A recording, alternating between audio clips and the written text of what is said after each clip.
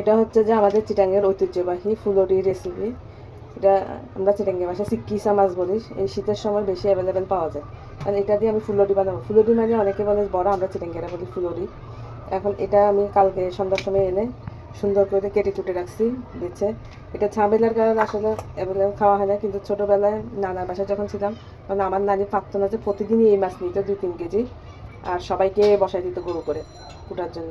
আর বড় বড় করে ফুলুরি আমার মামি বানাইতো, এত মজা হতো আমার মামির হাতের ফুলুরি। আমার মামির স্টাইলে আমি ফুলুরিটা বানাবো। এখানে আমি মাছগুলি ভালো মতো ধুয়ে পরিষ্কার করে নিলাম। এখানে আমি অনেকগুলি পেঁয়াজ দিব, পেঁয়াজ কুচি করে দিলাম। তারপরে কাঁচামরিচ দিলাম। কাঁচামরিচ আমি যার যার ঝাল অনুযায়ী দিবেন, আমার ছেলে মেয়েরা খাবে জন্য আমি অল্প দিলাম। এখানে একটা ছোটো টমেটো কুচি করে দিলাম। আর এটার হচ্ছে মূল হচ্ছে যে বেশি করে ধনিয়া পাতা, যত বেশি ধনিয়া পাতা দেওয়া যায়। আমি এখানে এগুলি দিয়েছি, আরও থাকলে আরও দিতাম। ভিতরের কালারটা সবুজ হবে। এখন এটাকে আমি মিক্স করে নেব। মিক্স করে এটাকে কেউ চাইলে পাটায় বাটতে পারে, আগে তো সবাই পাটায় বাটতে, এখন আমি এটাকে ব্লেন্ড করে নেব মিহি করে। কিন্তু পানি দেওয়া যাবে না, পানি দিলে এটার আর কোনো টেস্টই থাকবে না।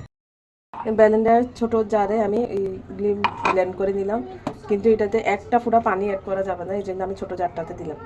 তো আমি এখানে একটা ডিম অ্যাড করবো। ডিমটার মধ্যে 2টা কুসুম, তারপরে এখানে পরিমাণ মতো লবণ, হালকা একটু হলুদের গুঁড়া দেবো।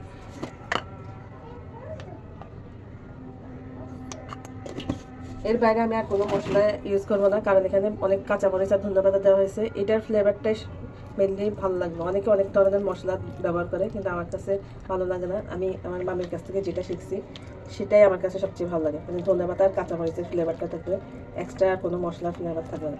আমি এখন এটাকে ভালো করে মিক্স করে নেব।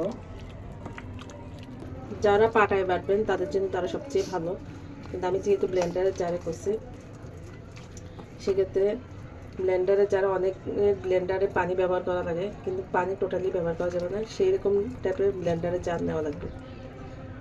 এটা ভালো করে মিক্স করে মাখানো শেষ। এখন আমি কড়াইতে তেল দিয়ে যে যা যা সাইজ অনুযায়ী ছোটো বড়ো এভাবে বড়াগুলি বানিয়ে নিই। আমার তেলটা গরম হয়ে গেছে। এখানে একটু মাছের তেল ছিল, ওর মধ্যে আমি মাছ ভাজির তেল ছিল, ওটার মধ্যে তেলটা দিয়ে দিলাম। এখন আমি আমার মতো সাইজে দিয়ে দেবো, বড় বা ছোটো যেমনি তেমনি করা যাবে।